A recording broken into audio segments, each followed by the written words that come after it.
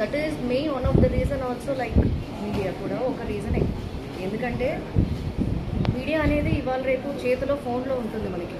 So పిల్లలు ఫోన్కి అలవాటు పడిపోయారు. వాళ్ళు ఏ వీడియోస్ చూస్తున్నారు అనేది మనం పేరెంట్స్తో కూర్చుని 24/7 వాళ్ళతో మనం కూర్చొని గడపలేకపోతుంది. సో వాళ్ళు ఇలాంటి వీడియోస్ చూస్తున్నారు, అలాంటి వీడియోస్ చూస్తున్నారు, వాళ్ళకి అది ఇన్ఫ్లుయెన్స్ అయ్యి maybe that is also one of the reason అని అనుకుంటున్నాం. ఇప్పుడు పెరుగుట విరుగుటి కొరకని అప్పట్లో సెల్ ఫోన్స్ లేవు, బాగుండేవి.